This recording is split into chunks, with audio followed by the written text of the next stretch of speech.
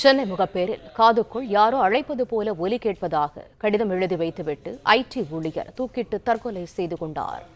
கூடுதல் தகவல்களை தருகிறார் எமது செய்தியாளர் கதிரவன். கதிரவன், முழு விவரங்கள் என?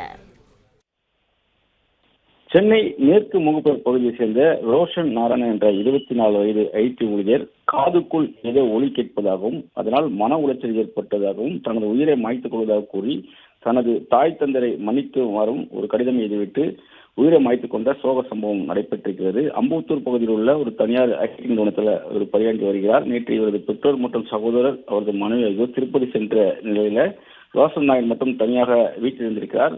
அப்போது அவர் மன உளைச்சலில் தூக்கிட்டு தற்கொலை செய்து கொண்ட நிலையில அவரது பெற்றோர்கள் இன்று காலை வீட்டில் பார்த்தபோது வீட்டின் கதவு மூடினதாகவும் நீண்ட நேரமாக திறக்க முடியாத காரணத்தினால் கதவை உடைத்து உள்ளே சென்று அவரை மீட்டிருக்கிறார்கள். உடனடியாக ஆம்புலன்ஸுக்கு தகவல் தெரிவித்து பரிசோதனை செய்ததில் அவர் உயிரிழந்திருப்பதும் விசாரணையில் தெரிய வந்திருக்கிறது.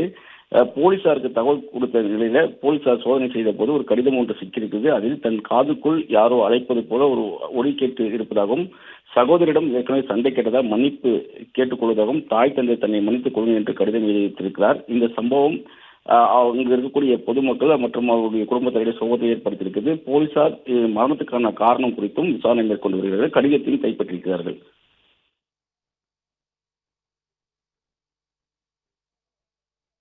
தகவல்களுக்கு நன்றி கதிரவன். பிளே ஸ்டோர் மற்றும் ஆப் ஸ்டோரில் இருந்து பாலிமர் செயலியை QR கோடு மூலம் பதிவிறக்கம் செய்யுங்கள். செய்திகளை உடனுக்குடன் பெறுங்கள்.